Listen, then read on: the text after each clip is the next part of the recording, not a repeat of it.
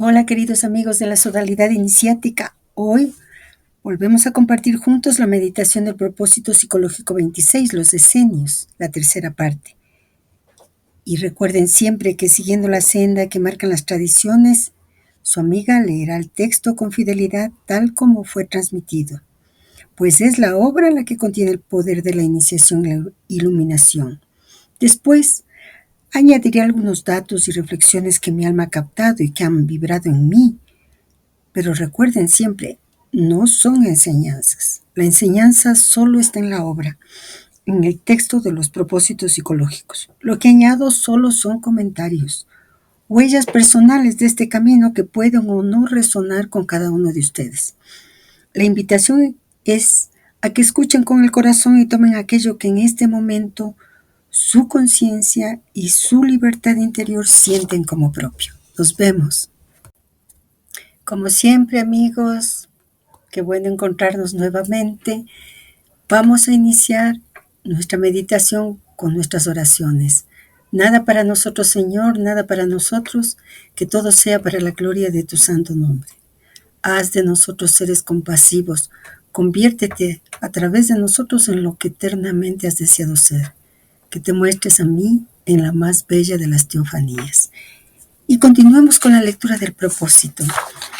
El señor del Cora, en diversas maneras de escribir el tetragrama sagrado en los antiguos documentos hebraicos, 1955, explica: para el escriba de ese documento, ni siquiera la palabra Señor podía ser escrita por Yahvé, corrupción que se da hoy día a menudo con el término Jehová.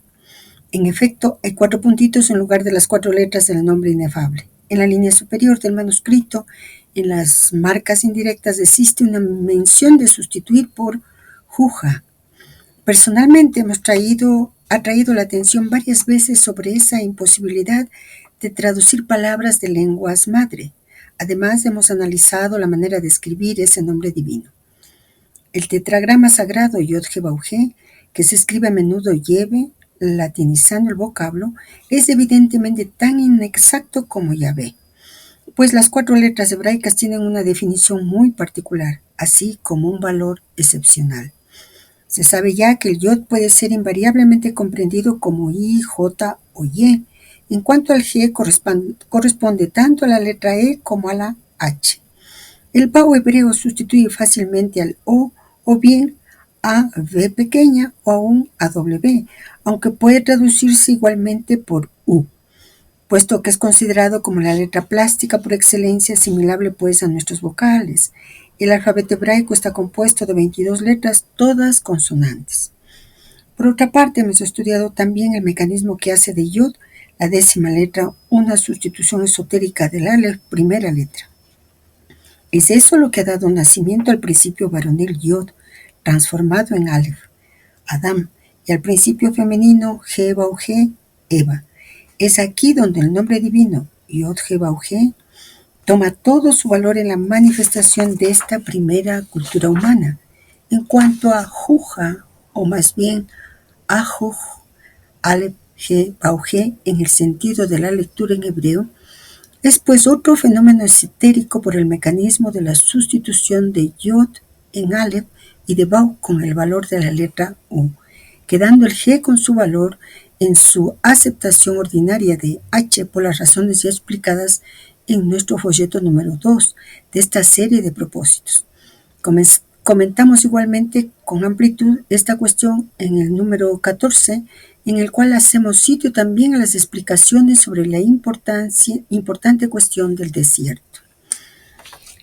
Bueno, después del desierto, que nosotros lo hemos vuelto presente y que hemos escuchado la llamada, ahora el maestro nos lleva al nombre sagrado, que es el misterio del verbo creador en el alma. El maestro no busca una lectura filológica, sino simbólica, interior, donde el tetragrama Yod-He-Bauj no es solo el nombre de Dios, sino, como él mismo dice, es la estructura misma del ser humano manifestado. Veámoslo en forma de cuadro meditativo, pues nos ayuda a visualizar sintéticamente la enseñanza y sobre todo la meditación en nuestro proceso interior. Yod Es el impulso divino, el principio varonil, semilla, pensamiento inicial en la mente divina. G primera recibe ese impulso. Es el útero cósmico donde la idea divina toma forma. Bau es el canal o la unión entre lo invisible y lo visible, el verbo o puente de la creación. G final es la manifestación en la materia, el mundo, el alma, el cuerpo humano. De este modo, el nombre de Dios es también el esquema del alma, espíritu, alma, verbo y cuerpo. Cuando el maestro dice que Yud sustituye esotéricamente a Aleph, está diciéndonos que el punto de chispa, Yod, contiene en sí la totalidad del aliento primordial. Aleph es el paso del principio universal al principio individual. Así, el nombre divino Yod-He-Bauj puede leerse como el espíritu que se refleja en el alma, se expresa por el verbo y se realiza en la obra. Cuando el maestro menciona la forma alternativa, Ajuj, nos muestra una mutación interior del nombre. Se sustituye Yod por Aleph. El impulso deja de ser mi voluntad para ser el aliento uno. La letra Bau, escrita como U, mantiene la unión. El doble G conserva el principio de la receptividad y de la manifestación. Por eso, Juja, Ajo, simboliza el nombre respirado, el soplo divino que no puede pronunciarse con la lengua, solo con el corazón. En la mística hebrea, ese paso del tetragrama pronunciado al nombre respirado representa el tránsito de la magia teúrgica, la acción con el verbo a la mística unitiva, la acción del silencio. El maestro sugiere que, así como los esenios se retiraban al desierto para preparar el camino del Señor, el alma también debe purificar su palabra. El desierto del alma es el silencio, donde el verbo divino, Yod-He-Bauj, puede resonar sin distorsión. Y cuando ese verbo se vuelve Ju-Ja, el alma ya no dice Dios, sino que Dios se dice en ella. Bueno, surge una pregunta, ¿por qué después de haber ingresado al desierto, aceptar estar esos 40 días? ¿Por qué el maestro nos habla del nombre divino? Tal vez sea porque debemos darnos cuenta cómo este nombre divino se refleja en el alma purificada por el desierto. Comienza a recibir el verbo como vibración del fuego, es decir, Yod, y completa así el ciclo entre elementos y letras. ¿Cómo entramos entonces, sería la pregunta, en la correspondencia entre el tetragrama y el desierto interior? Es decir, cómo el nombre de Dios, Yod-He-Bauj, se manifiesta como un proceso alquímico en nuestra alma. El maestro siempre sugiere, sin decirlo abiertamente, que el desierto no es un acto ritual, sino una transmutación vibratoria, donde nosotros, seres humanos, volvemos a resonar con el verbo creador. El sentido profundo para nuestra alma nos dice que el desierto es esa etapa de purificación, que realmente ese fuego espiritual del Yod va a fecundar nuestra alma y la convierte en un alma pura. Y por eso el alma pasa del nombre de Dios pronunciado Yod-He-Bauj al nombre aspirado. Y debemos pronunciarlo. Yo lo he pronunciado porque tengo que leerlo, pero también lo pronuncio conscientemente y realmente se respira ese nombre, Juja, donde ya no el alma invoca al nombre sagrado, sino que es invocado. El verbo no viene de afuera, resuena en el corazón como la respiración misma de Dios. El aliento interior, ese que nos posibilita, porque cuando nosotros decimos Yod, He, Vau, He, lo podemos decir, lo podemos sentir, lo podemos comprobar. Yod, He, Vau, He, es botando el aire hacia afuera. Pero cuando nosotros pronunciamos este nuevo nombre entregado por el maestro, Hu, Ha, lo metemos dentro. Y sería en nosotros ese verbo creador ingresando el fuego, Yod, que enciende la semilla, el agua, He, la fecunda, el aire, Vau, la hace resonar, y la tierra, He, la manifiesta. Pero un proceso íntimo, interior. Volvamos a la lectura del propósito.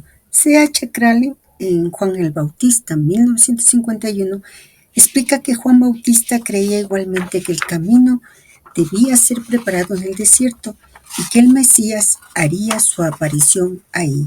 De todas maneras, él se sorprende de cómo ha podido vivir y por quién podía ser asistido a quien velaba sobre él. Ese prominente escolástico americano ve ese detalle como intrínsecamente improbable y supone más bien que ese pasaje de las Escrituras, Lucas 1:80, ha servido ampliamente para reemplazar un blanco en un periodo de la vida de Juan el Bautista. Por nuestra parte, podríamos fácilmente aceptar que Juan recibió la hospitalidad precisamente de los esenios, si no fue miembro activo directamente, así como Jesús, en el periodo del cual no se hace mención en las Escrituras. Nosotros nos inclinaríamos a pensar que desde la edad de 12 años, última época mencionada en la vida de Cristo niño, hasta la edad de 30 años, época en la cual Jesús se presentó en el Jordán, Jesús habría vivido en un santuario esenio en el que recorrió como nazareno las diversas regiones en las cuales se encontraban los colegios iniciáticos. Existen huellas de su paso en Asia Central. Josefo, el antiguo historiador judío, describe al principal grupo de los esenios. Desdeñan el matrimonio, pero adoptan a los hijos de los otros hombres considerándolos como su propia progenitura y los modelan según sus propios principios. Sabemos por otra parte que existían esenios casados, y Ginsberg parece mencionar que los esenios, solteros o no, pertenecían a la misma sociedad. Es pues muy probable que si Juan Bautista no era incluso producto de un matrimonio de esenios, fue en todo caso educado y criado en una comunidad que les pertenecía. Juan el Bautista, a la nueva luz de los rollos del Mar Muerto de Bromley, se inclina igualmente en ese sentido, con otros numerosos investigadores. Bromley es un profesor asociado de Antiguo Testamento en la Universidad Duke. Él estaba con las escuelas americanas de investigaciones orientales en Jerusalén cuando los primeros pergaminos de Qumran llegaron a la escuela y la Universidad Hebreica.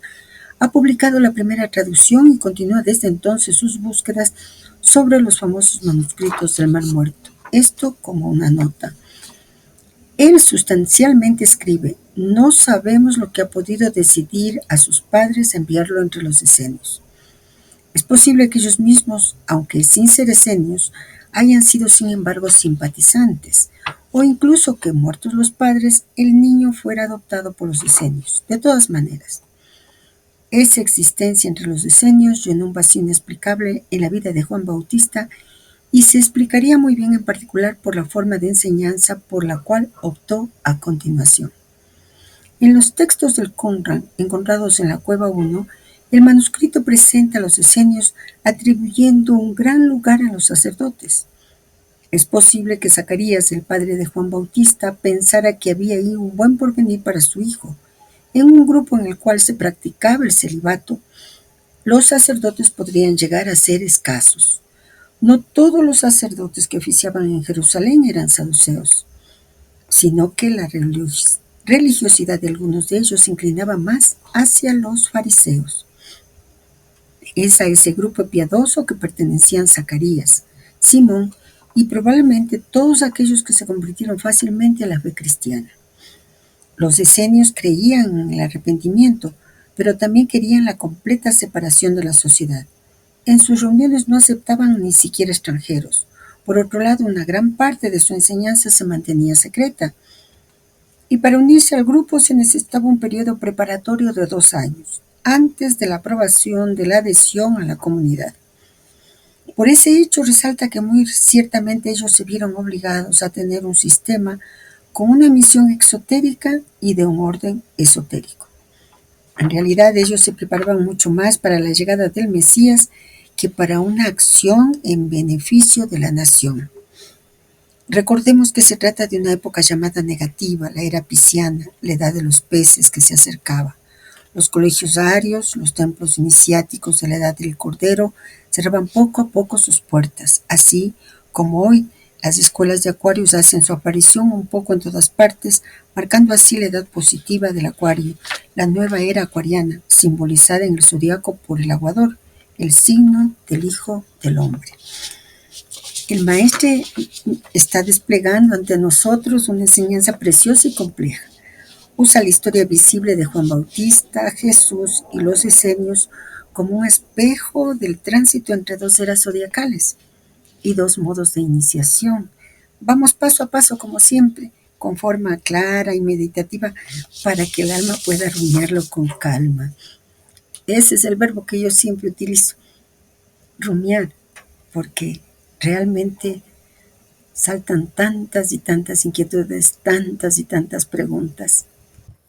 Meditemos sobre el sentido histórico esotérico del pasaje.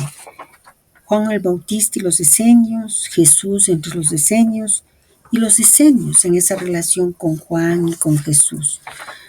Probablemente Juan el Bautista fue criado o educado por una comunidad esenia como los de Qumran, pero recordemos siempre que vivió en soledad, practicó purificación por el agua, predicó arrepentimiento. Por ello nosotros podríamos decir que Juan es la figura del alma que ha sido instruida en el orden.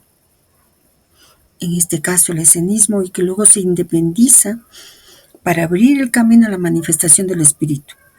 Representa por tanto el puente entre la ley antigua y la nueva gracia interior.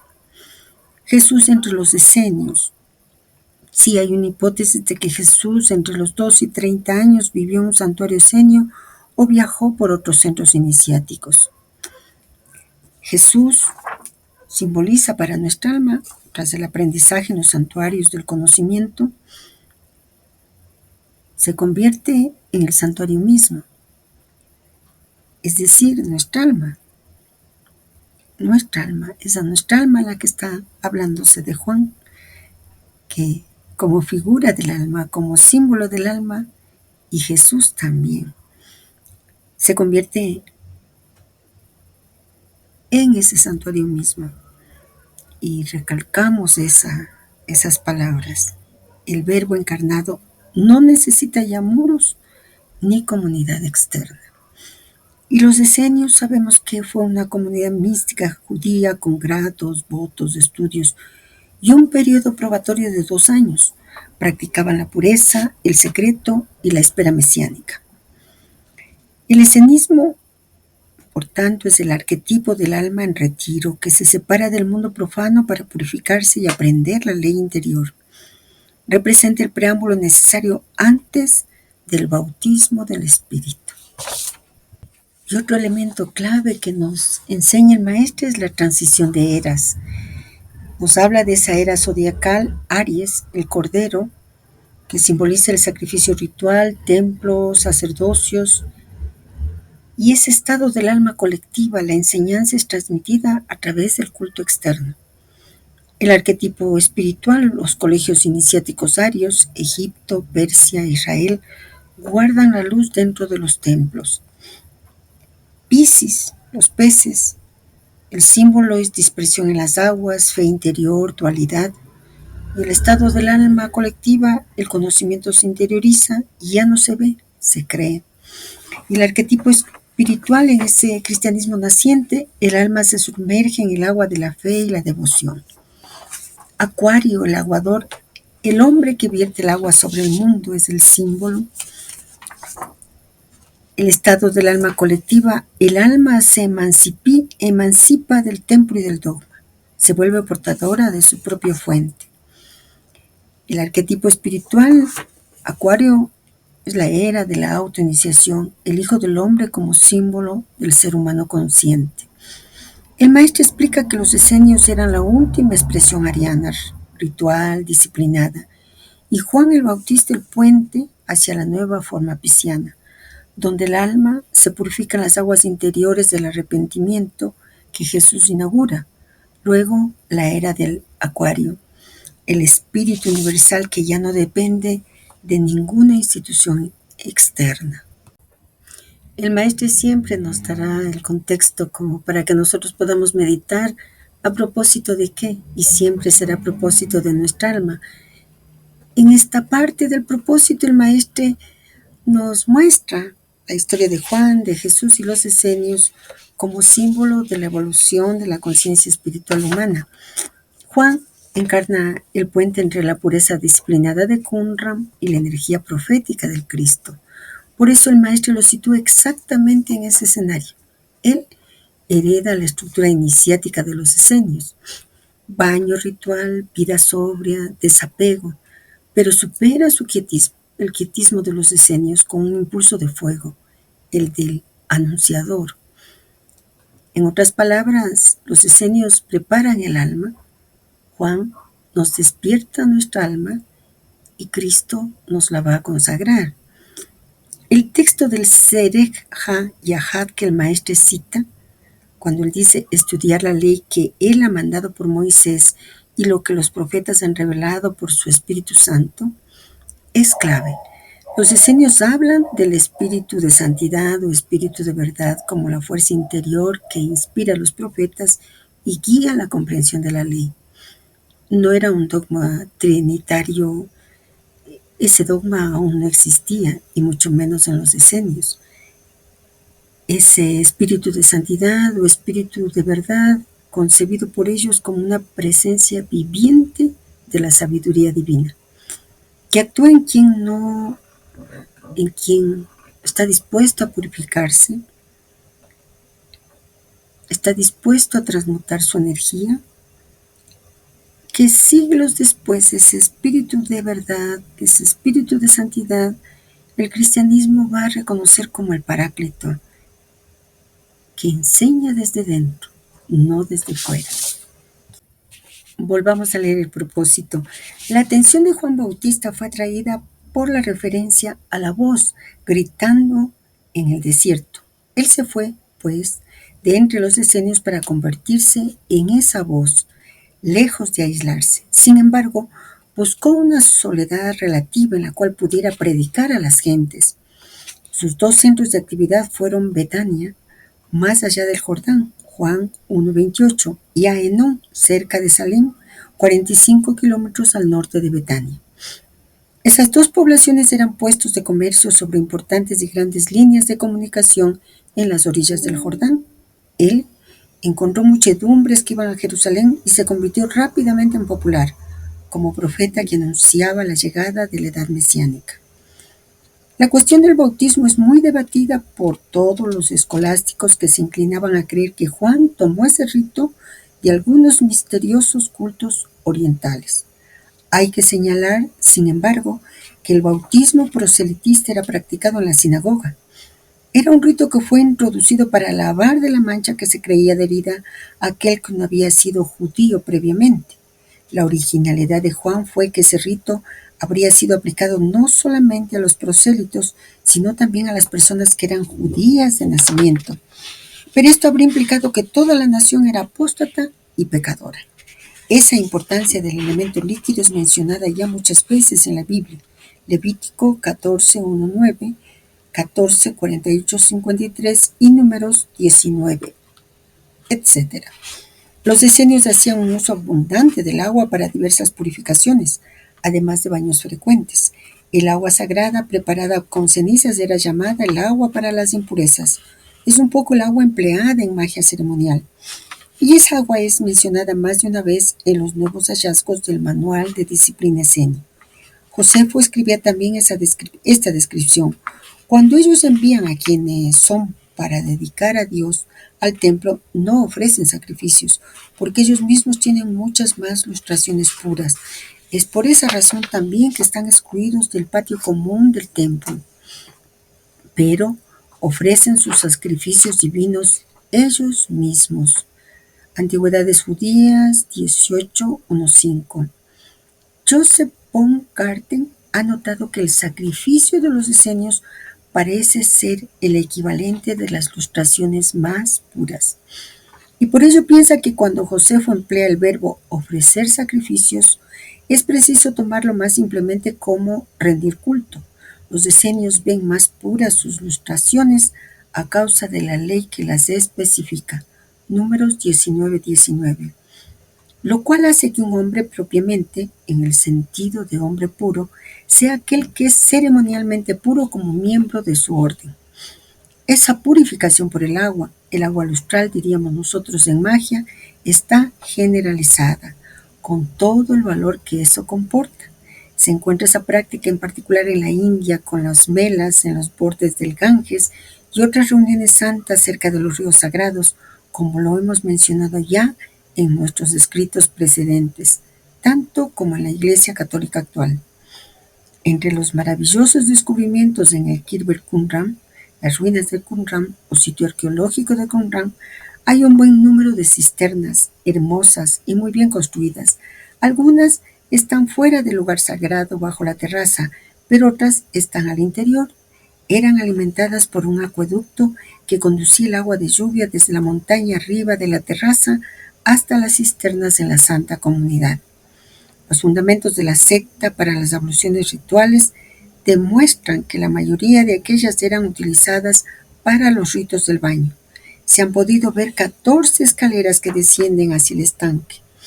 Se notará inmediatamente que ese es no solamente el múltiplo del número sagrado 7, sino que aún lo hemos ya estudiado en el propósito 7.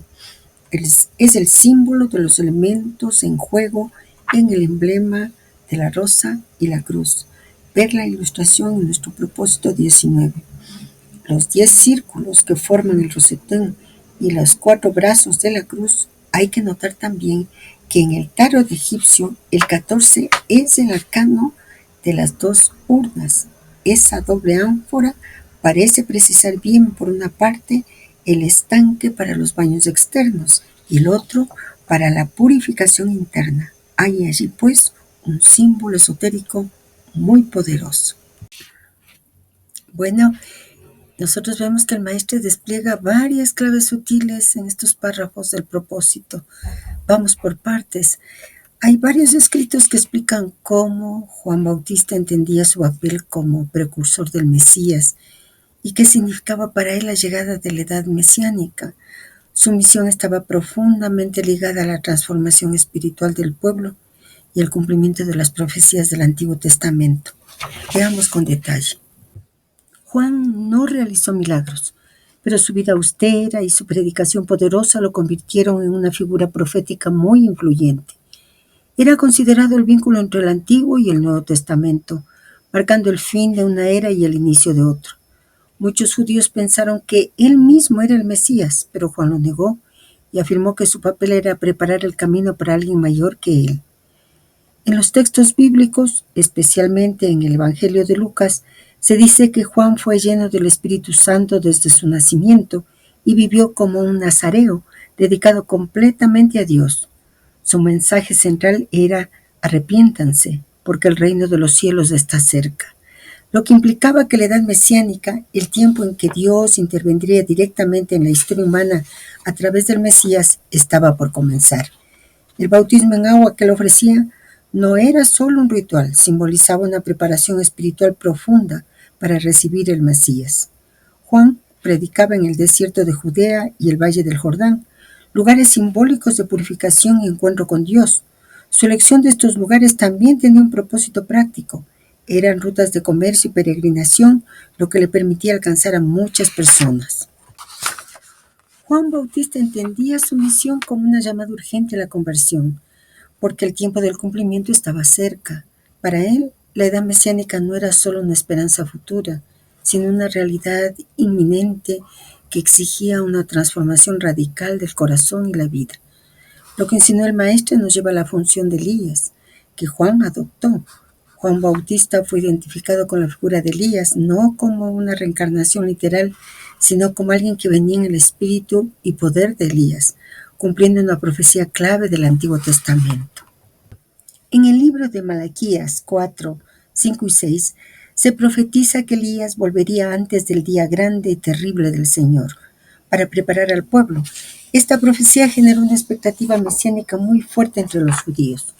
El Evangelio de Lucas 1:17 dice que Juan vendría con el espíritu y el poder de Elías, lo que indica que su misión profética sería similar: llamar al arrepentimiento y preparar el camino para el Mesías. Jesús mismo, en Mateo 11:14, afirma que Él es Elías, el que había de venir, reconociendo que Juan cumplía esa función profética, aunque Juan nunca se autodenominó como tal. ¿Qué tenían en común? Vestimenta y estilo de vida. Elías era un profeta austero, vestido con pieles y viviendo en el desierto. Juan Bautista también vivía en el desierto, vestía con piel de camello y comía langostas y miel silvestre. El mensaje de confrontación de ambos, que denunciaban el pecado con valentía. Elías confrontó al rey Acab y los profetas de Baal. Juan denunció a Herodes por su relación con Herodías. Llamado al arrepentimiento, Elías buscaba volver el corazón del pueblo a Dios. Juan predicaba el arrepentimiento como preparación para el reino de Dios. ¿Qué significaba esto para Juan? Juan no se veía como Elías reencarnado, pero aceptaba su papel como el mensajero profetizado que debía preparar espiritualmente al pueblo. Su misión era urgente y escatológica. Creía que el tiempo del Mesías estaba cerca y que el pueblo debía purificarse para recibirlo. Juan Bautista realmente asumió el espíritu profético de Elías, cumpliendo las expectativas mesiánicas de su tiempo. Su vida, su mensaje y misión estuvieron profundamente alineados con la figura de Elías, lo que lo convirtió en el puente entre las promesas del Antiguo Testamento y su cumplimiento con el Nuevo. El Maestro nos lleva un conocimiento de las prácticas del judaísmo antiguo también. Se aceptaba a conversos no judíos mediante un proceso llamado proselitismo, y el bautismo era parte de ese rito. Lo que hizo Juan Bautista fue radical. Aplicó ese rito de purificación también a los judíos, implicando que todos necesitaban arrepentirse. El bautismo proselitista en el judaísmo. Antes de Juan y Pablo, el judaísmo ya tenía mecanismos para aceptar a los no judíos gentiles como prosélitos, es decir, conversos. El proceso incluía circuncisión para los hombres, instrucción en la ley, bautismo o inmersión ritual en agua como símbolo de purificación. Este bautismo no era el mismo que el cristiano posterior, sino un rito de limpieza espiritual para eliminar la impureza de haber vivido fuera del pacto de Israel. La innovación de Juan Bautista. Juan tomó este rito reservado para los gentiles y lo aplicó a los propios judíos. Esto era escandaloso, porque implicaba que los judíos también estaban espiritualmente impuros, como si fueran extranjeros ante Dios. Su mensaje era claro: no basta con ser hijo de Abraham, todos deben arrepentirse. En ese sentido, Juan estaba denunciando una apostasía nacional. El pueblo había perdido el rumbo espiritual y necesitaba una renovación radical. Y Pablo amplió esta apertura al mundo gentil, pero no la inventó. Lo que Pablo hizo fue eliminar la necesidad de cumplir la ley judía, como la circuncisión, para ser parte del nuevo pueblo de Dios. En cambio, Juan mantenía la ley, pero exigía una conversión interior profunda, incluso para los judíos. Como vemos, el judaísmo aceptaba a los no judíos como prosélitos mediante un proceso que incluía el bautismo. Pero Juan Bautista revolucionó ese rito al aplicarlo a los judíos, señalando que todos necesitaban arrepentirse, no solo los gentiles. Esto preparaba el terreno para la idea cristiana de que la salvación no depende del origen étnico, sino del corazón arrepentido.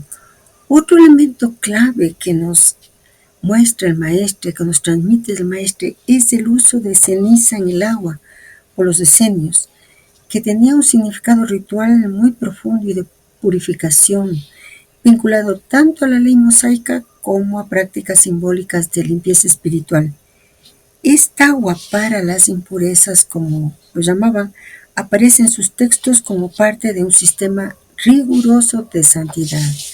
Escuchemos un poco sobre ello. ¿Qué era el agua para las impurezas? Esta expresión proviene de Números 19 en la Biblia hebrea, donde se describe un rito de purificación con agua mezclada con cenizas de una vaca roja. Se usaba para limpiar a quienes habían tenido contacto con cadáveres, considerados ritualmente impuros. Los decenios, en sus temas de pureza, expandieron este rito.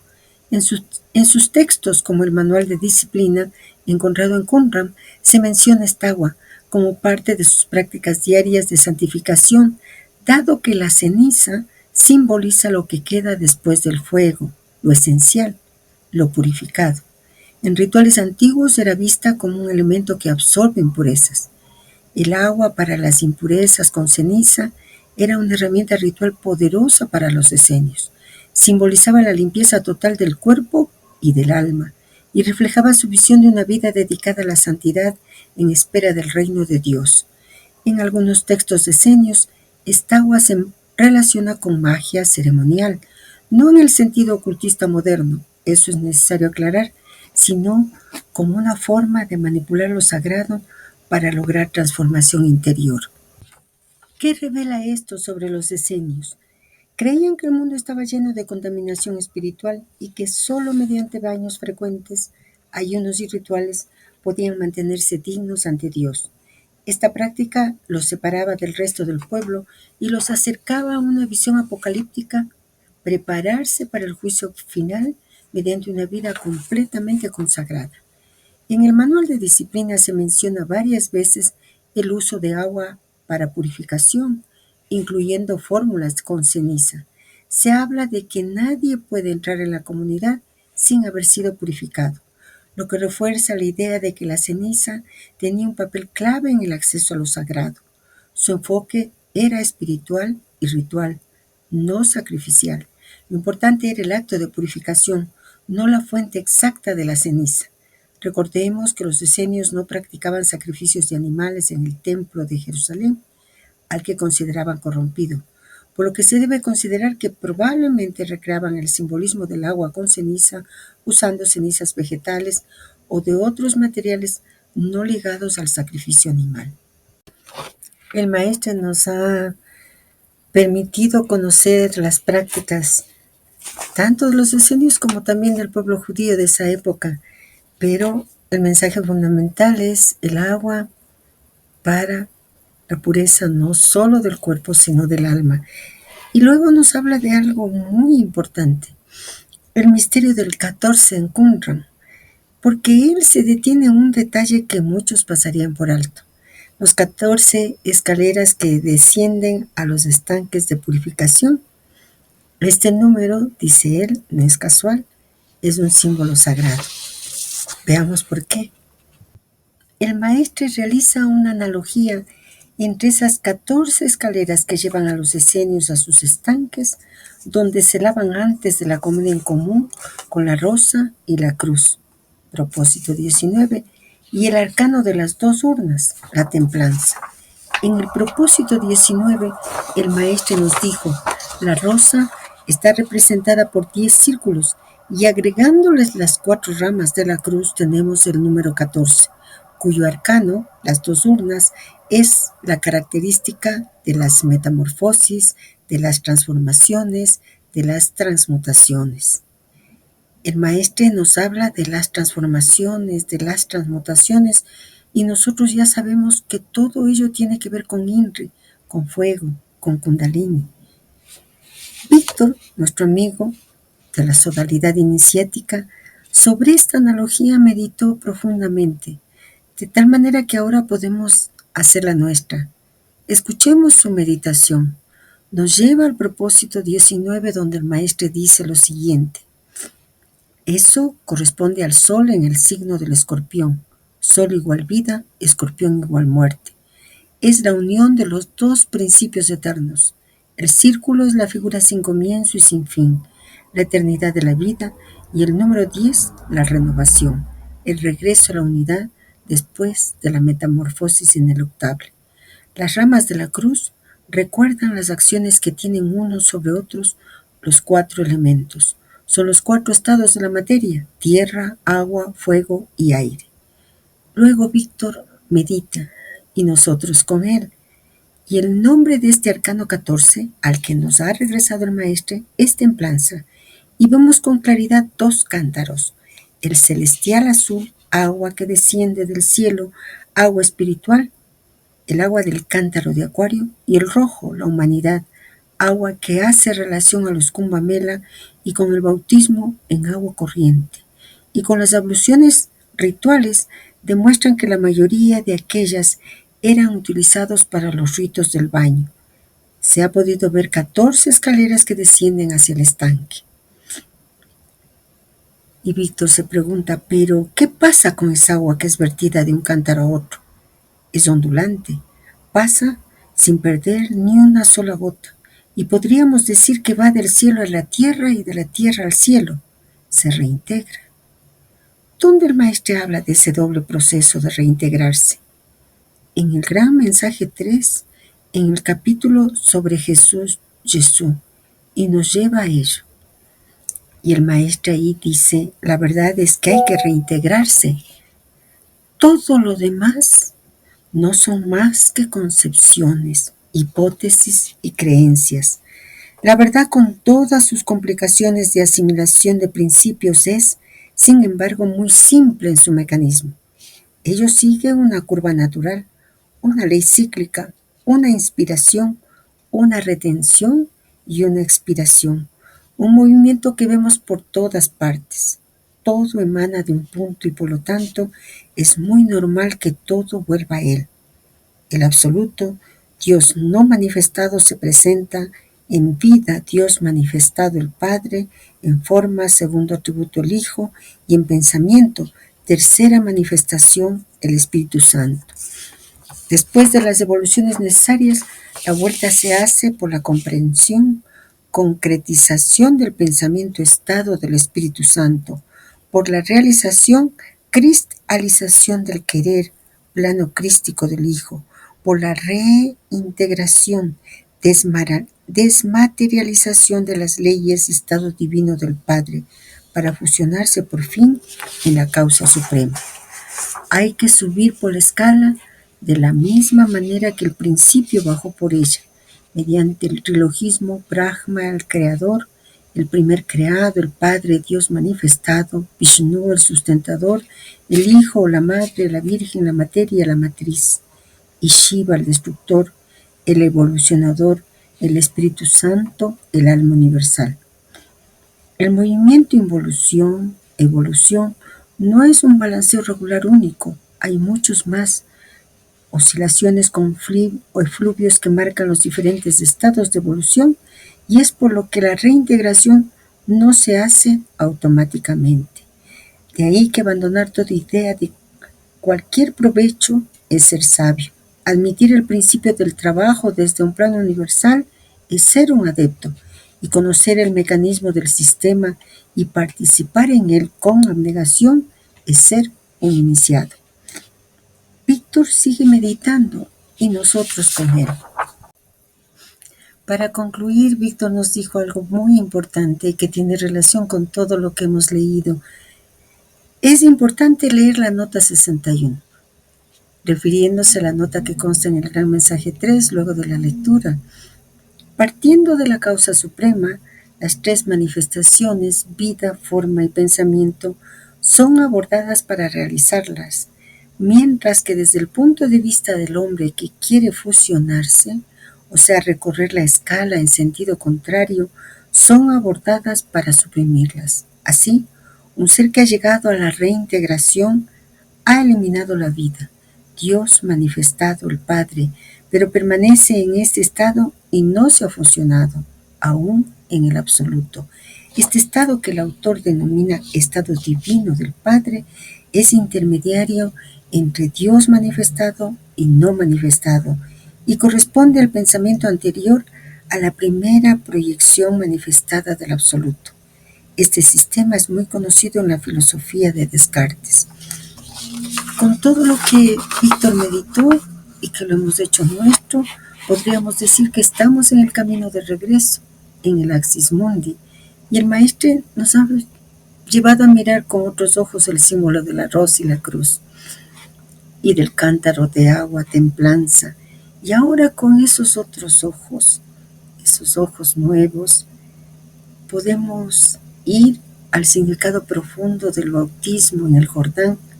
Las aguas en las que vamos a sumergirnos son esas aguas que nos ha hecho ver el Maestre y que Víctor también meditó, que descienden del cielo, agua espiritual, el agua del cántaro de Acuario.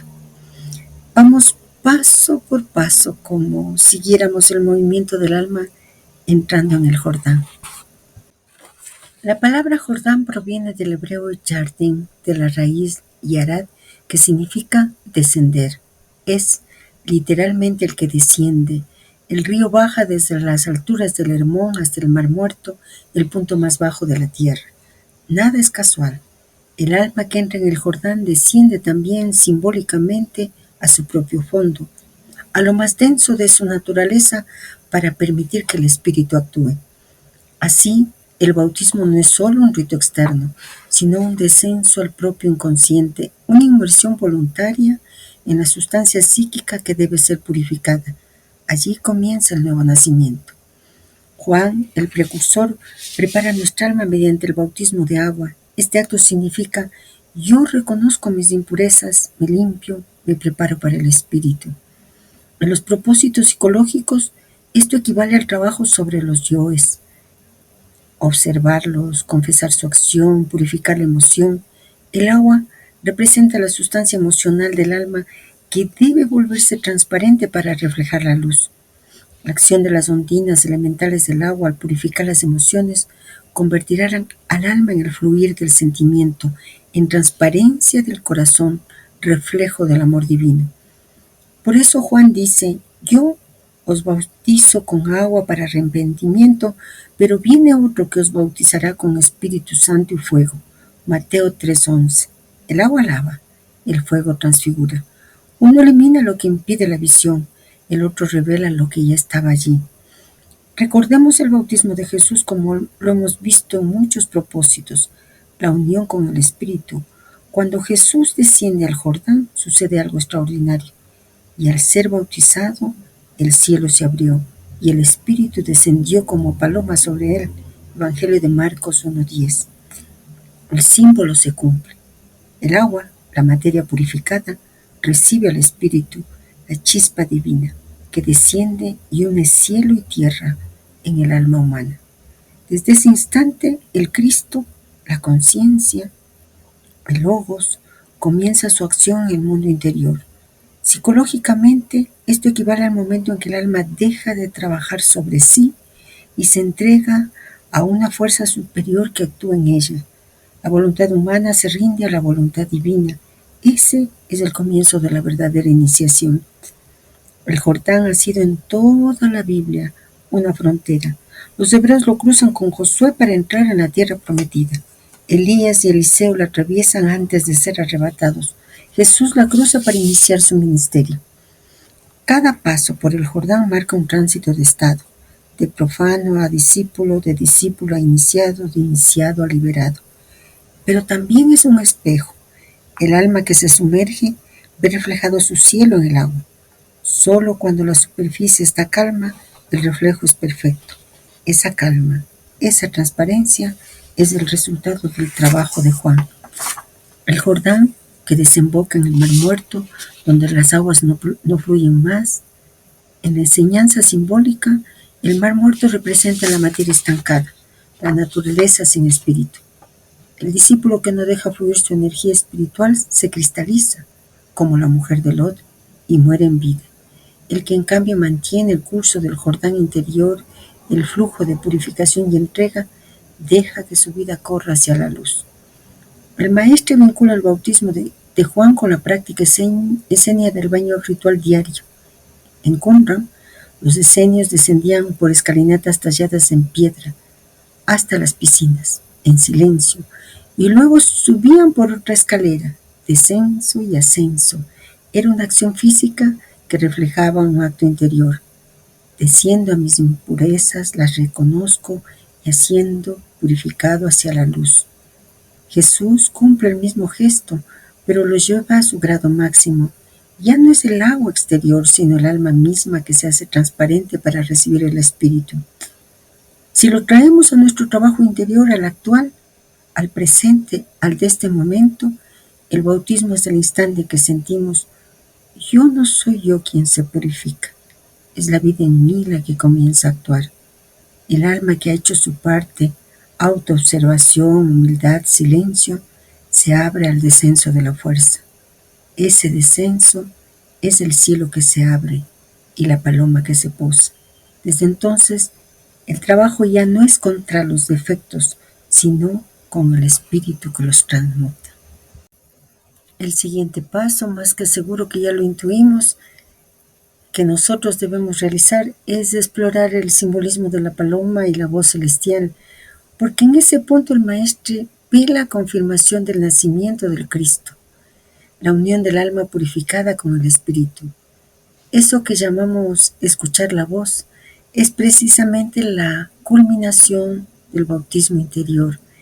El maestro y toda la tradición iniciática entienden ese momento como el instante en que el alma purificada reconoce conscientemente la presencia que lo habita. Avancemos entonces con suavidad y reverencia hacia ese misterio que el maestro anhela revelarnos. El Evangelio dice: y vio el Espíritu de Dios descender como paloma y venir sobre él. Mateo 3:16. La paloma, en hebreo, Yonaj, es una de las imágenes más antiguas del alma humana. En la Cábala representa Neshamah, el principio espiritual puro que mora en lo alto. Es la chispa divina que siempre intenta descender al corazón para fecundarlo. Por eso, cuando el espíritu aparece en forma de paloma, se indica que la luz del cielo ha encontrado un recipiente puro donde posarse. El agua, el alma, está serena, y la paloma, el espíritu, puede reflejarse sin distorsión. En términos de nuestra alma, de nuestra psique, podríamos decir: nuestra alma ha alcanzado un grado de silencio y transparencia tal que el espíritu puede reconocerse en ella. Luego se oye la voz: este es mi Hijo amado, en quien me complazco. Mateo 3:17. Esa voz no es un sonido físico, es una certeza interior, la intuición directa de haber sido reconocido por la fuente. En la experiencia iniciática, esto se vive como un instante de fusión. El alma deja de buscar fuera y se siente mirada desde dentro por el amor que lo creó, el Padre que al fin reconoce. No hay palabras, pero todo el ser escucha. Tú eres mi Hijo, ahora lo sabes. Es el mismo momento que los místicos describen como iluminación, bautismo del Espíritu o descenso de la gracia. A partir de ahí el alma ya no cree, sabe. El maestre, siguiendo la tradición esotérica judeocristiana, señala que esta escena es una repetición arquetípica del Génesis, y el Espíritu de Dios se cernía sobre las aguas. Génesis 1:2.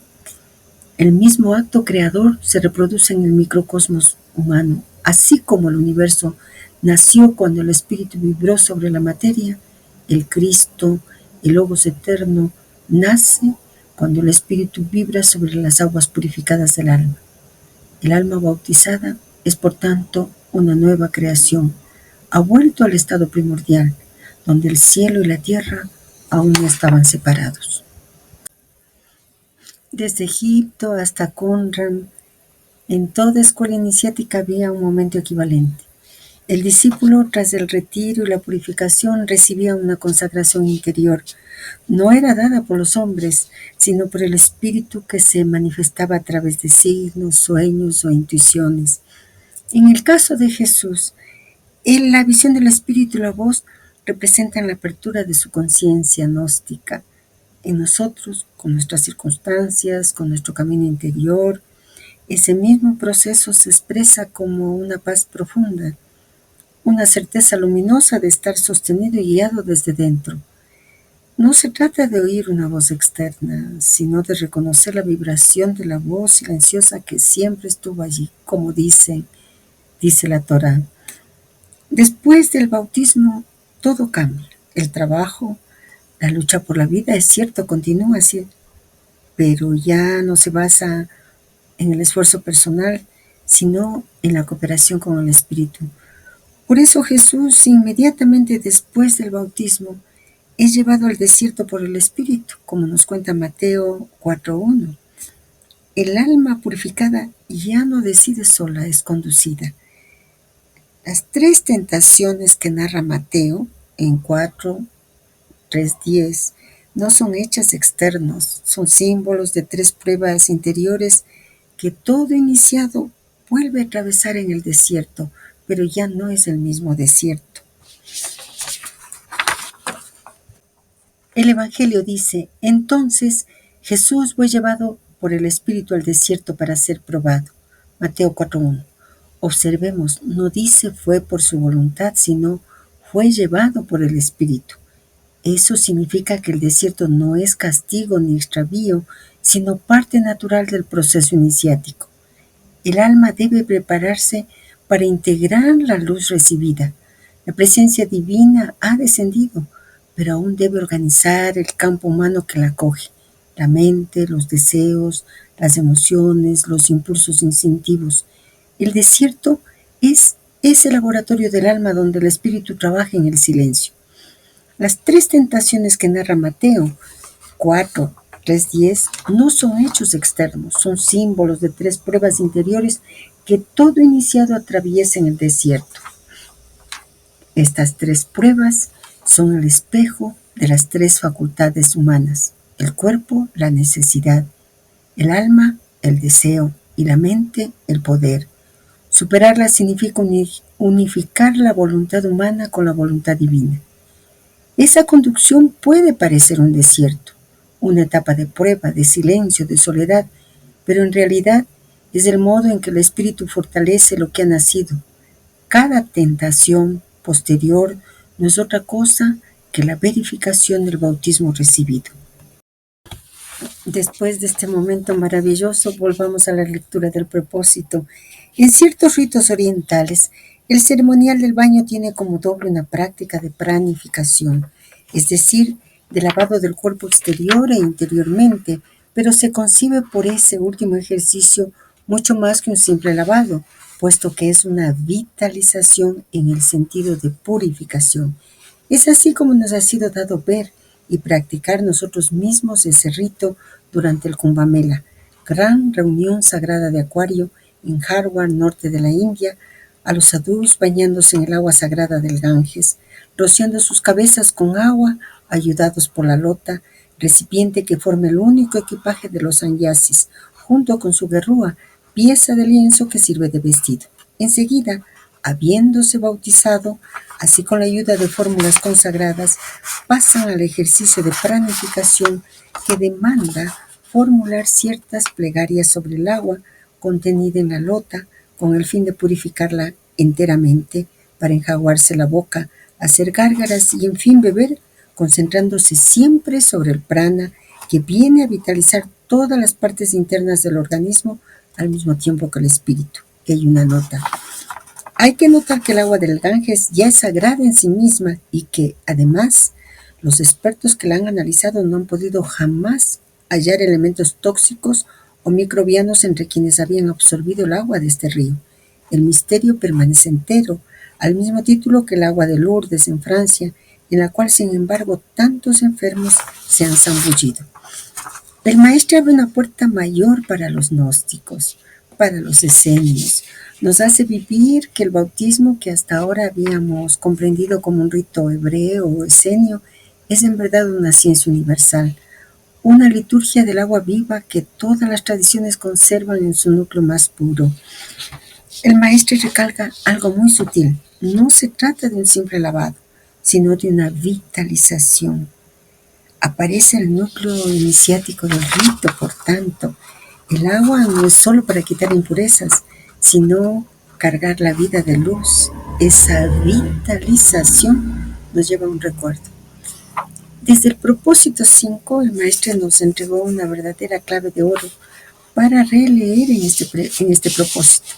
El trabajo del iniciado, recordemos, es también recoger los hilos dispersos y descubrir que el maestro, a lo largo de los textos, no solo de los propósitos, sino de los grandes mensajes, está hablando de una única energía divina, bajo 1000 nombres que constituyen el puente entre el espíritu y la materia.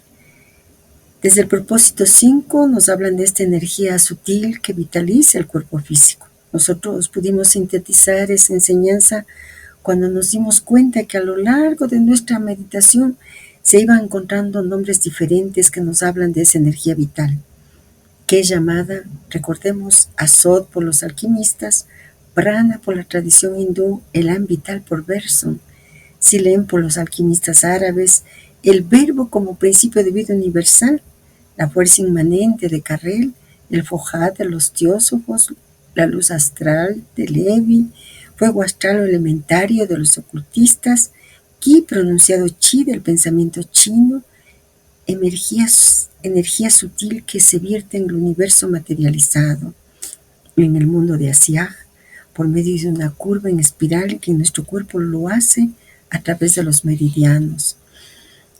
Por eso también en el propósito 22, nuestra meditación nos llevó a comprender que el principio éter es el elixir de larga vida, la piedra filosofal, el principio de la gran obra, el misterio de la Kabbalah, el azot de los antiguos, el prana de los hindúes, el mercurio filosofal. Y nos aclaraba el maestro que el planeta Urano, que simboliza también la desintegración del átomo, el plano que se desprende del mundo materia y el sutil elemento que da trampolín al plano mental, que servirá para alcanzar la conciencia universal. La Jerusalén celeste, Shilma, oro filosófico, la piedra maravillosa, el lápiz invisible o lápiz de invisibilidad, Alexifarnacon, la tintura roja, la flor de loto en Oriente, la piedra que cae del cielo del Santo Graal, Keystone, el Cristo como avatar.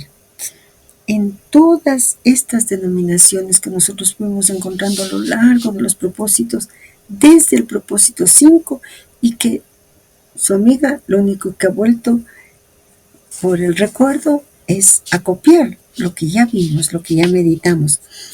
En todas estas meditaciones el maestro ve una única corriente, insistamos, que penetra la materia, como agua, aire, fuego, luz, que purifica los cuerpos, como los baños decenios o el bautismo de Juan que acabamos de recibir, vitaliza el alma, como la planificación de los sanyasis, y finalmente transfigura el ser, cuando el iniciado logra vivir de esa energía directamente sin mediaciones materiales.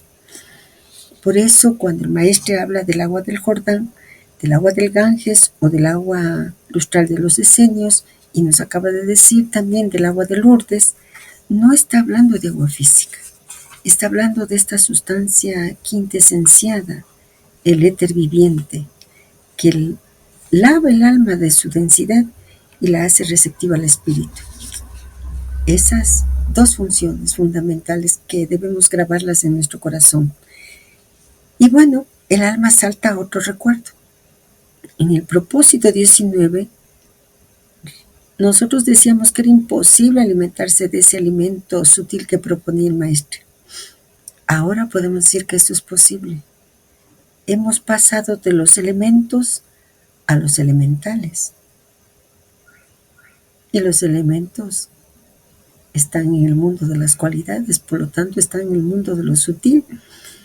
Desde el propósito 25 estamos alimentándonos con alimento sutil, con prana.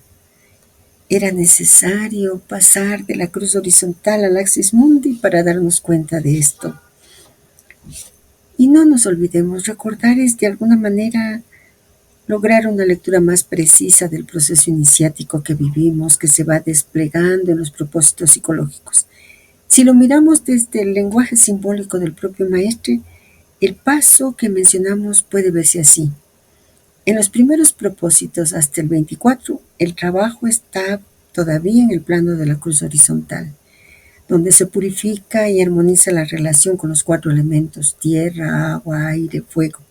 El cuerpo físico, las emociones y el pensamiento se afinan para poder contener la vibración superior. A partir del 25, el eje de la obra cambia. De la horizontalidad de la experiencia sensorial se pasa a la verticalidad del axis mundi, el canal que une cielo y tierra en el propio cuerpo de nosotros como iniciados. Ese eje interior, la columna de luz o el árbol del mundo o la cruz de luz, es lo que permite que el prana, el azot, el éter o el verbo circulen de manera consciente. En ese punto ya no se trata de alimentarse en sentido físico o simbólico de los elementos, sino de ser alimentado directamente por la energía que los anima. Por eso el maestre dice que el iniciado puede vivir de los elementos puros, no porque deja de necesitar materia, sino porque la materia se ha vuelto transparente al espíritu. Ese tránsito de los elementos a los elementales que estamos realizando marca la entrada en un estado de comunión. Ya no hay separación entre quien respira y lo respirado, entre quien se nutre y la fuente de la vida. El axis mundi se convierte en nosotros en el canal por donde el cosmos se alimenta de sí mismo a través del ser humano. Hay otro recuerdo, los Kumbh Mela. Gran reunión sagrada de Acuario, dice el maestre, en Harwar, norte de la India. Señala así en este propósito. Pero ese recuerdo nos lleva al propósito psicológico único, uno publicado en 1956. Y recordemos, inicia con un tema, retrospección. El maestre nos narra su peregrinaje hacia la India y la llegada a un Kumbh Mela en 1950. Por eso se entiende que el mecanismo de los propósitos empieza realmente con el Kumbh Mela en el año 1950. En ese propósito, el maestre dice: el Kumbh Mela, encuentro del cántaro de agua, fiesta del Aquarius. El arco completo del propósito psicológico, su raíz en el Kumbh Mela de 1950, su despliegue alquímico a través de los ciclos zodiacales y su culminación en la transmutación interior de la era de Acuario, nos invita a realizar una síntesis meditativa para que podamos contemplar con serenidad, con claridad, el mecanismo que se refleja en la obra del maestre. Las preguntas surgen: ¿por qué el maestre, al hablar de encuentro del cántaro de agua, fiesta del Aquarius, y completar su enseñanza con la frase gran reunión sagrada de Acuario, qué nos quiere mostrar? A más de todo lo meditado, recordemos brevemente la leyenda sobre el Samudra Manthan, el Kumbh Mela y el peregrinaje para conmemorarlo. El Samudra Manthan, también conocido como el batido del océano de leche, es uno de los mitos más poderosos y simbólicos del hinduismo. Es una historia de cooperación, conflicto y revelación divina que ha inspirado arte, filosofía y rituales durante siglos. Narra cómo los dioses Devas y los demonios Asuras se unieron para batir el océano cósmico con el fin de obtener el Amrita, el néctar de la inmortalidad.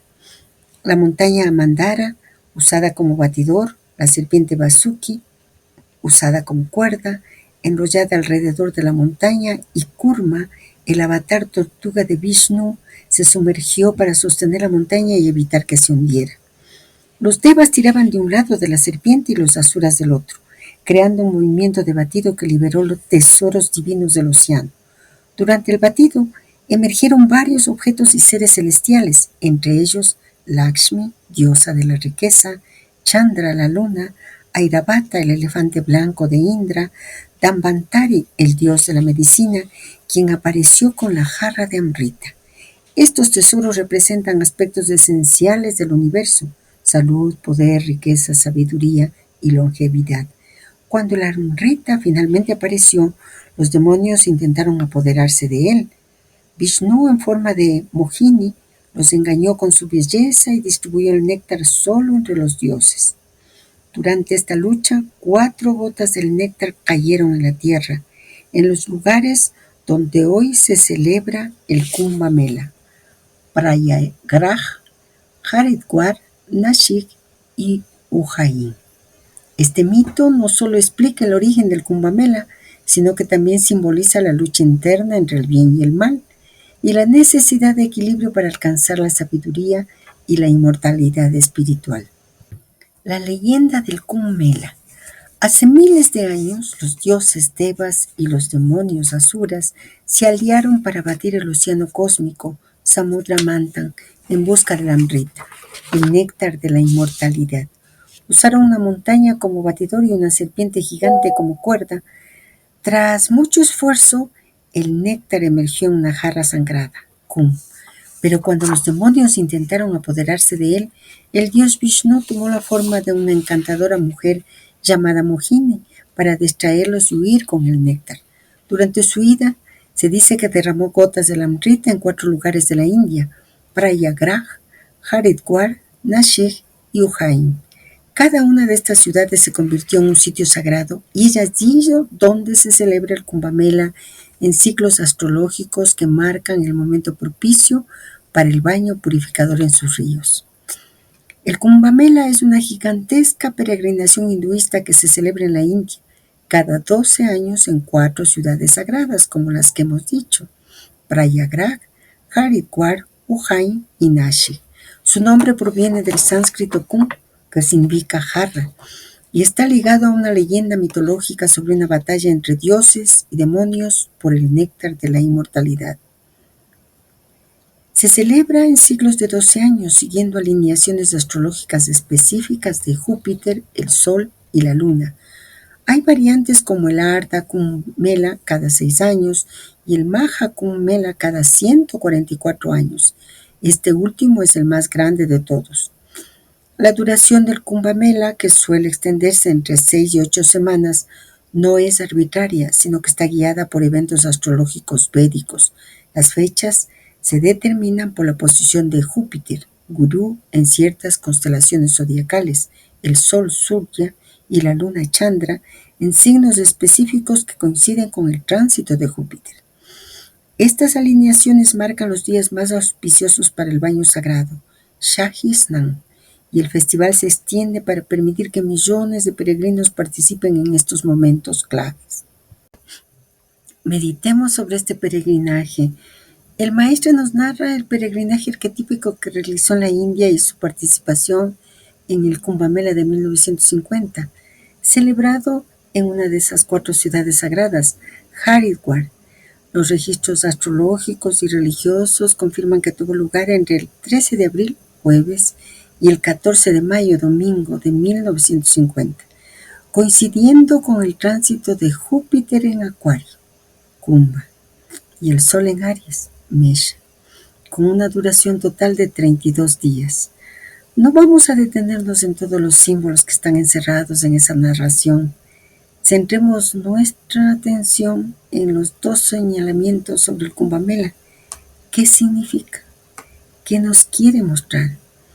Lo primero que el alma comprende es que el maestre no vincula el Kumbh Mela con el signo zodiacal de Acuario en el sentido astrológico convencional, sino con la era de Acuario, entendida como un cambio de conciencia planetaria y espiritual. Meditemos entonces en la enseñanza del maestre. El Kumbh Mela como símbolo de la era de Acuario. El maestro interpreta el Kumbh Mela como una manifestación arquetípica de la transición hacia la era de Acuario, que sitúa su inicio en 1948. ¿Por qué vincula el Kumbh Mela con Acuario? Kumbha, ya lo hemos visto, significa cántaro o urna, y en astrología representa el signo de Acuario, cuyo símbolo es el portador del cántaro. El maestre va más allá del símbolo zodiacal. Ve en el cántaro una copa sagrada, un recipiente de sabiduría espiritual que se derrama sobre la humanidad. El Kumbh Mela, como reunión de sabios, ascetas y buscadores, representa la diseminación del conocimiento universal, característica esencial de la era de Acuario. La era de Acuario, según el maestre, es una nueva etapa evolutiva, marcada por la expansión de la conciencia, la fraternidad universal y el despertar espiritual. Se opone al materialismo y al dogma de la era de Piscis, proponiendo una síntesis entre ciencia y espiritualidad. El Kumbh Mela, al reunir millones de almas en búsqueda de purificación y sabiduría, se convierte en un evento profético, una señal de que la humanidad está lista para recibir el agua del conocimiento. El Kumbh como símbolo iniciático. El maestro interpreta, por tanto, el cántaro no como un simple recipiente de agua, sino como el grial oriental, símbolo de la búsqueda espiritual. El Sahasrara Chakra, el loto de 1000 pétalos, donde se derrama el néctar de la realización. La mente superior que se abre para recibir la luz del espíritu. ¿Por qué nos atrevemos a realizar esta lectura? Porque se alinea con la visión iniciática de la obra. El maestro no solo participó en el Kumbh Mela como observador, sino como iniciado consciente del cambio de era. Para él, el baño ritual no era solo una tradición cultural, sino una planificación colectiva, una activación del alma planetaria. En base a su enseñanza, podemos explorar cómo el maestro reinterpreta los símbolos del Kumbh Mela a la luz de la era de Acuario, dándoles un significado iniciático y universal, ya no para el individuo, sino para la humanidad. Esta visión transforma el festival en un arquetipo viviente del despertar espiritual planetario. El Kumbh, el cántaro, símbolo del conocimiento derramado. En la astrología, el cántaro no representa simplemente el signo de Acuario, sino el recipiente sagrado del saber universal. Es el grial, el vaso de la sabiduría que se derrama sobre la humanidad en la nueva era. En el cuerpo humano simboliza el chakra Sahasrara, donde se recibe el néctar de la iluminación, Amrita. En la era de Acuario, el cántaro representa la apertura de la mente superior y la difusión del conocimiento espiritual sin fronteras. El Ganges, corriente de purificación y conciencia. El río Ganges, considerado en la tradición hindú una diosa viviente, Ganga, representa la corriente descendiente de la gracia divina. Simboliza el descenso del espíritu al plano material, y el baño en sus aguas es una reconexión con el alma universal.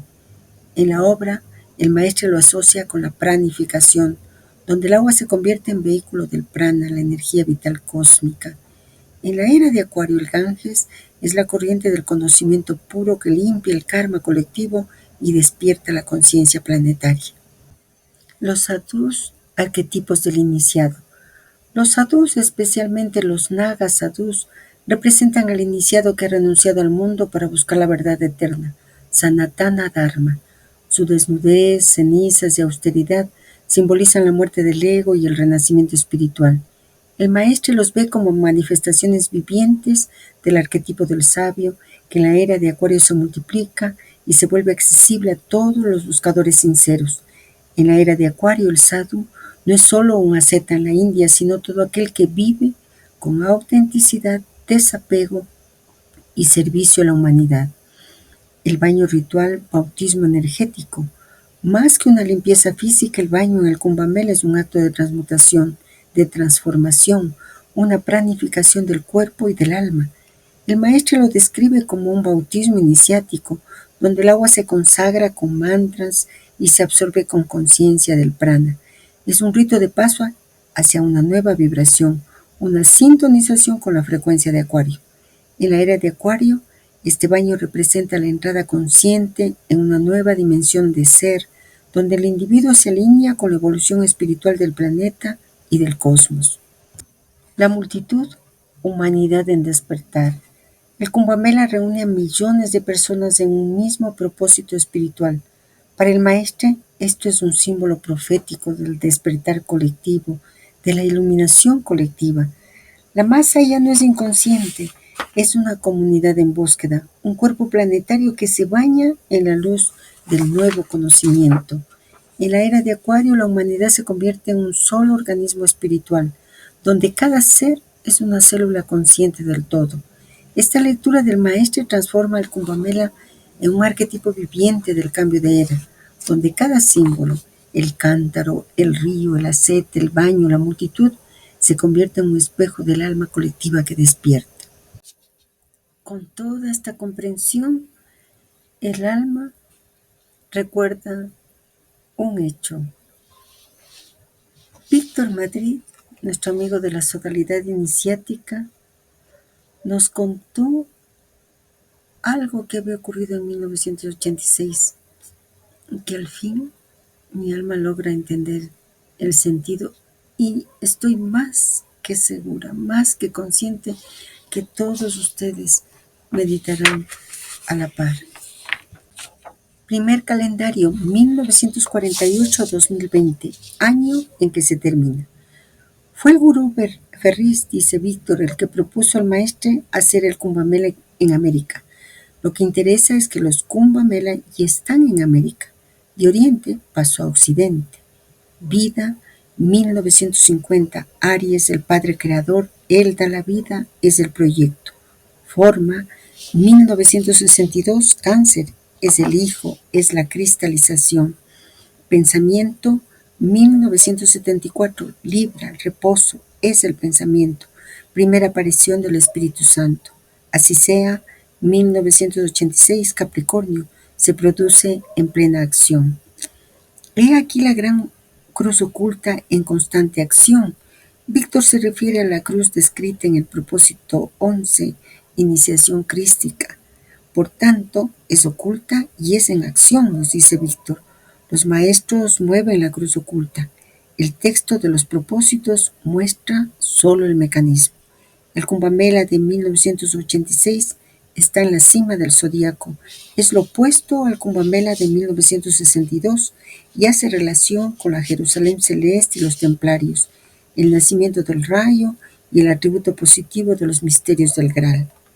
En el año 86 alguien está operando y ese operador es el gurú Ferriz, que es Géminis. Por tanto, como Daniel, cumple una función. Existe el pueblo humano, es decir, la Shanga en la que se toma refugio. Aunque era un Kumbh Mela solo para maestros, el gurú Ferriz lleva 27 discípulos al Sajama, que él lo leía como el Kailas. Lo que Víctor compartió en el 2020 y ahora nos comparte, no solo que se comprende, tiene total sentido en este momento de nuestra meditación en el propósito 26. En 1986 el Kumbh Mela se hace en América, nos dice Víctor. Ya no hay que ir al Ganges, porque el río fluye dentro del iniciado. El agua se ha vuelto luz, el bautismo es interno. Lo acabamos de realizar. El gurú Ferriz, como operador geminiano, cumple el papel de puente. El Géminis, el mensajero, el doble que une los mundos, él actúa como canal para que el rito oriental se traduzca en una realidad occidental, es decir, en acción consciente. Así, el Kumbh Mela deja de ser un festival, aunque sea sagrado, y se vuelve una liturgia planetaria, invisible. El alma humana, purificada por el agua, ahora derrama la luz del Espíritu sobre la tierra. Por tanto, lo que comenzó con una reunión en el Ganges en 1950, terminó siendo una reunión en el corazón humano. Las aguas exteriores del mito se transformaron en las aguas interiores de la conciencia. Y esa transformación, amigos queridos, es el verdadero Kumbh Mela de la era de Acuario. No un lugar, sino el estado del alma colectiva en el despertar, en la iluminación colectiva. Terminemos nuestra meditación de esta parte del propósito con esa foto que están mostrándonos del maestre y que dice al pie el autor viviendo en su lota. Y aunque no se lamenta, está vestido con la guerrúa. ¿Por qué? Por su profundo significado. La lota y la guerrúa, los dos extremos del camino. La lota, el recipiente, es símbolo de simplicidad y autosuficiencia. Es el único objeto que el sanyasi necesita para beber, purificarse y realizar rituales. Representa el principio femenino, la receptividad del alma. La guerrúa, la tela que sirve de vestido, representa el desapego material y la pureza del camino espiritual. Es el principio masculino, la acción pura, el cuerpo consagrado al servicio. Beber de la lota es participar conscientemente de la amrita universal. Vestirse con la guerrúa es encarnar ese conocimiento en la materia. El maestre, al beber en su lota, bautiza su propia palabra y con ella bautiza el ciclo entero de los propósitos psicológicos. Por eso, a partir de ese gesto, su enseñanza fluye como río, desde el Ganges hasta el Jordán y desde el Jordán al Jordán interior de cada discípulo. En fin, la cita que hace el maestro en este propósito del Kumbh Mela como gran reunión sagrada de Acuario en Harvard, al norte de la India, como nos dice en el propósito 1, nos ha llevado a unirlas con las aguas del Jordán, del propósito 26, que son las mismas aguas vivas de la tradición mandea, del propósito 11, y las tres son las aguas interiores del alma, que al recibir el prana de lo alto, permiten que el hombre viejo, el de la ley, el de Saturno, el de 365 días, el de la columna del rigor del árbol sefirótico, se disuelva, para que nazca el hombre nuevo, el del espíritu, el de Júpiter, el de 248, que vibra con la misericordia. Cuando nos sumergimos en esas aguas, estamos bañándonos en el río interior del Axis Mundi que une cielo y tierra dentro de nosotros. El bautismo entonces no es un rito, sino una transmutación vibratoria. Estamos en Vichuddha, el verbo. El alma deja de respirar por los pulmones y empieza a respirar por el corazón. Ahí comienza la vida pránica que tanto hemos sentido venir desde el propósito 25. El maestro nos diría algo así: el hombre viejo baja por el cauce del tiempo, el hombre nuevo asciende por la corriente del espíritu. Ese es el mismo movimiento que nos mostraba esa conjunción que hemos mentado varias veces entre Saturno y Júpiter, que se produjo el 20 de diciembre del 2020, el descenso purificador, rigor, y la ascensión luminosa, misericordia, y entre ambos, el instante eterno del bautismo interior, donde las aguas del Jordán terrestre y las del éter celeste se confunden en una sola. Y en fin, también los tres propósitos han sido leídos no como capítulos, sino como ondas de una misma corriente. El Kumbh Mela de 1950 fue el símbolo de la luz que es lo que ahora sucede dentro de nosotros. La gran reunión de las aguas del mundo con las aguas del alma, ya no como individuos aislados, sino como parte del tejido de la humanidad que anhela su iluminación colectiva. Volvamos a la lectura del propósito. Otro punto muy importante es objeto de grandes controversias, y para ello tomaremos el texto de Browley, página 50 y siguiente. Juan Bautista en el libro de los rollos y el Nuevo Testamento, 1957. Que Juan haya dicho: «He ahí el Cordero de Dios que quita los pecados del mundo», no es imposible, ya que el motivo del servidor sufriente es una de las grandes aplicaciones entre los contratantes del Qumran.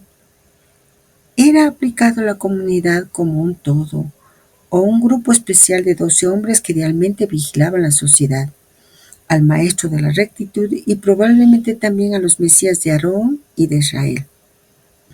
En la tercera columna de los himnos se presenta a la encinta, en quien se producen los dolores de parto y que está dispuesta a dar nacimiento al maravilloso Consolador. Muy ciertamente el Mesías davídico del capítulo 9, versículo 6 de Isaías. La encinta era seguramente la comunidad comprendida como un todo, con quien, el autor del himno se identificaba a sí mismo como jefe y las penalidades del parto que dan salida al magnífico nacimiento son los sufrimientos de la secta perseguida. Resulta de ello que el sendero hacia el ideal mesiánico es una vía de sufrimiento. Y aquí una nota, en el sentido de generador de, o aún dispuesto a dar nacimiento a, en inglés se diría pregnant one, sin definir si se trata de una mujer encinta o de un acontecimiento dispuesto a manifestarse. Es llevar en su seno a alguna cosa tanto como a alguien. Puede tratarse pues tanto de un niño que va a nacer como de un proyecto que va a ser puesto en ejecución. El Serech HaEdach, documento de las dos columnas en los textos del Qumran, señala que cuando alguien se convierte en el Mesías real, parece ser que no existe lugar para el sufrimiento. El juicio mesiánico habría tenido lugar en ese momento, si concluimos correctamente de esa invocación bendita sobre el príncipe de la congregación. Destruye la tierra con tu cetro y con el soplo de tus labios echa a los malvados. Chamberlain, en otro salmo de acción de gracias del Qumran, Dupont Sommer en La Madre del Mesías y La Madre del Áspid en un himno del Qumran, G. Vermes en algunas tradiciones de la comunidad del Qumran, están de acuerdo para entender el título de encinta de la madre corporal, que proviene sin duda de Isaías capítulo 8 versículo 14. Es por ello por lo que el mismo Señor os dará un signo. He aquí la muchacha saldrá encinta, ella parirá un hijo y le dará el nombre de Manuel. En su artículo de enero de 1955, en la Iglesia Presbiteriana Unida, Browne sugiere traducir al-Maj, joven, mujer o doncella, como partenos, virgen o doncella, con la idea de indicar la interpretación mesiánica en el versículo en referencia. Simula la de virgen muchacha de Sión, Lamentaciones 2:13, Miqueas 4:10. Pero, dice él, que es la prueba de que el pasaje de Isaías 7:14 fue interpretado mesiánicamente. Estas sugestiones llevan a un examen del segundo versículo del capítulo 12 del Apocalipsis en relación con el pasaje de Isaías. En los dos textos, la imagen general sería la misma, un signo consistente en una mujer encinta que da nacimiento a un hijo. Las diferencias son por cuenta de la influencia pictórica del capítulo 37, versículo 9 del Génesis. La evidencia específica, aparte de las similitudes con el himno mesiánico del Qumran, se reduce a un simple pero inquietante término en el capítulo 12, versículo 5 del Apocalipsis, en la mención: ella parió un hijo, un varón. La tautología fue evitada en la Biblia, versión King James, y en las versiones estándar revisadas, omitiendo la palabra hijo, pero la versión americana estándar lo ha dado correctamente: un hijo, un niño hombre.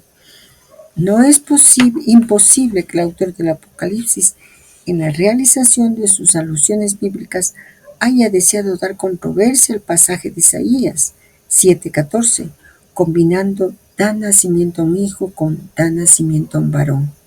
Una analogía para un hijo, un varón, puede ser encontrada solamente en el capítulo 20:15 de Jeremías, donde se da más énfasis al sexo.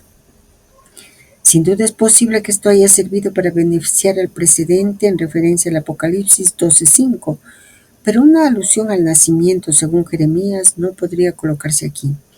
Así, en el texto griego, tanto en Nestlé como en Westcott, hay solamente Asek y no Willon, que está impreso en gruesos caracteres para indicar la citación. Notemos aún que Juan de Patmos ha traducido con una gran fidelidad el texto original hebraico, mencionando a la madre como mujer más bien que virgen. Partiendo de este origen, Mateo ha hecho la narración desde esa aplicación de Isaías 7:14 de la nación virgen a la Virgen María, interpretando el nacimiento como físico más bien que como una dotación de un hombre maduro para su misión mesiánica. A pesar de ello, es preciso ver aquí las penas, los dolores del parto de la madre corporal, como la figura de Raquel llorando por su hijo. La Virgen María representa probablemente la verdadera Israel que da nacimiento física y espiritualmente al Cristo.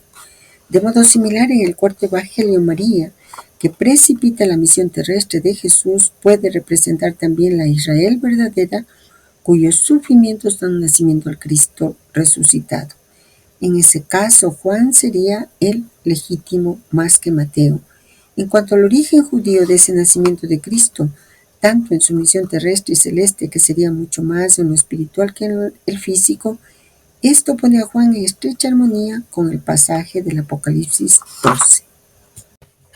Realmente es un pasaje denso y precioso. El maestro nos está señalando cómo los textos del Qumran usan las mismas imágenes que luego aparecen en el Nuevo Testamento. Isaías, el siervo sufriente, la mujer encinta, el Mesías, pero con una lectura comunitaria y ritual muy particular. Vamos a meditarlo con calma, apoyándonos en los fragmentos y referencias que están en el propósito y enlazándolos con las enseñanzas cabalísticas, con las enseñanzas esenias que esos escritos transmiten. Idea central: el siervo, la encinta, igual la comunidad.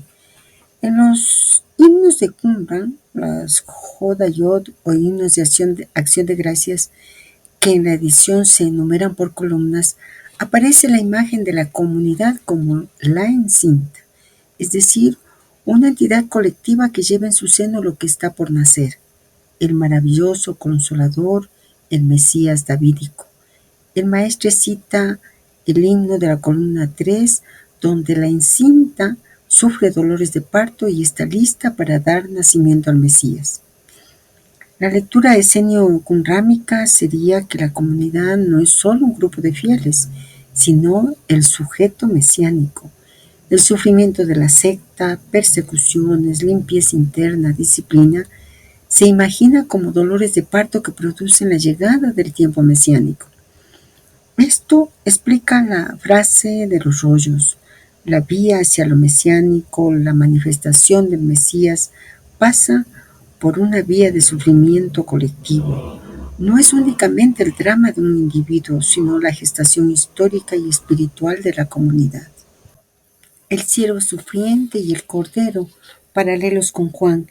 El motivo del siervo sufriente, imagen de Isaías, fue una categoría aplicada por Qumran, tanto a la comunidad como a figuras concretas: el maestro de la rectitud, los 12 vigías de la comunidad, incluso a una figura mesiánica sacerdotal y a la vez real. Por eso el maestro afirma: no es imposible que Juan hubiese dicho: he ahí el Cordero de Dios. La fórmula bautismal de Juan, Cordero que quita los pecados del mundo, encaja con la mentalidad que transforma el sacrificio-servicio en redención colectiva. En Qumran, el sacrificio no siempre es ofrenda de animales.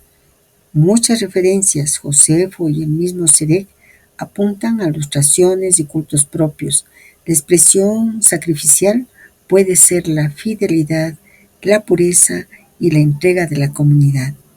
La encinta y los pasajes de Isaías y del Apocalipsis. El propósito recoge la fuerte discusión exegética sobre Isaías 7:14, Almaj en hebreo. Almaj es joven, doncella. La tradición griega tradujo por Partenos, virgen, y Mateo usa esa lectura para fijar una interpretación mesiánica sobre María. Qumran, por su parte, emplea la figura de la mujer encinta, tomado de Isaías y otras tradiciones, como símbolo colectivo, la comunidad o la nación que da a luz al Mesías. En Apocalipsis capítulo 12 revive la misma iconografía, una mujer que da a luz un varón. La lectura patrística y la posterior cristiana tienden a personalizarla en María.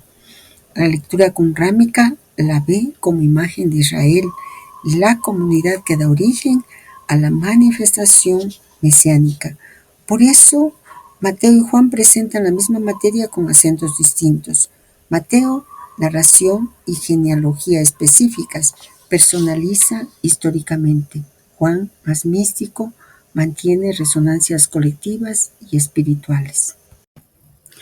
Con todas las citas que nos ha dado el maestro y lo que acabamos nosotros de meditar, podríamos comprender que parece que el maestro nos quiere señalar que existe un puente entre Qumran, Isaías, el Evangelio de Juan y el Apocalipsis, todos ellos orbitando alrededor de un mismo misterio, la comunidad o el alma como mujer encinta, que a través del dolor y la purificación dan a luz a la presencia divina en la tierra.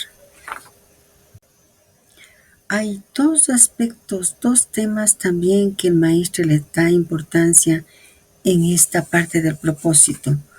Dos Mesías y la expectativa qumrámica y las implicaciones para la lectura del Nuevo Testamento. Meditemos en estos dos aspectos.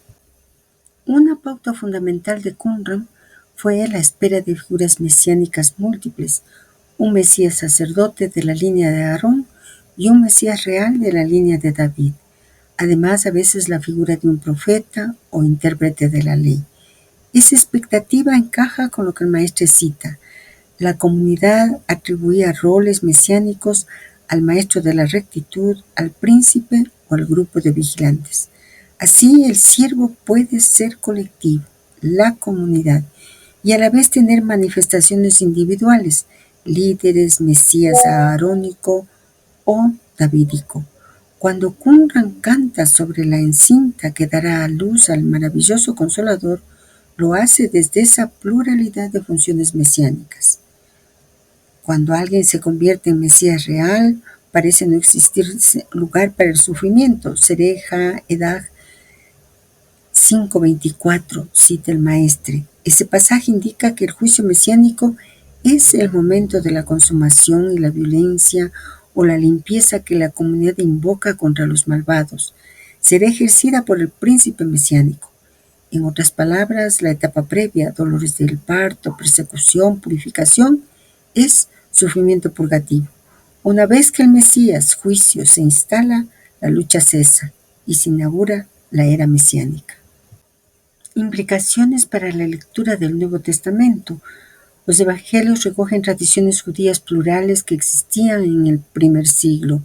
Algunas de esas tradiciones, expectativa de dos Mesías, himnos colectivos de sufrimiento, uso de Isaías, se reflejan en Qumran.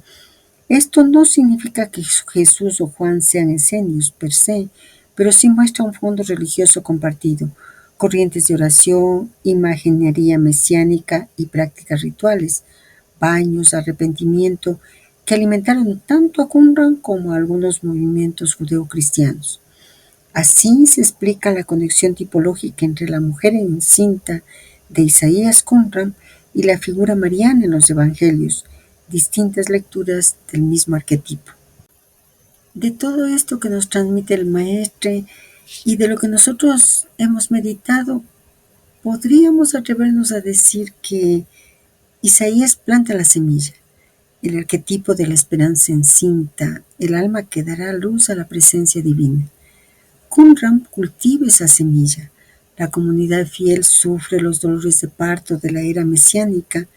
El bautista, influido por ese mundo, proclama al Cordero como cumplimiento de la purificación. Juan y el Apocalipsis universalizan el símbolo. La mujer vestida de sol, igual la humanidad luminosa que engendra la conciencia crística. Y en el interior de cada uno de nosotros, de cada discípulo, de cada iniciado, el proceso es iniciático. El alma femenina en su receptividad da luz al verbo interior, el Hijo, tras los dolores de transformación.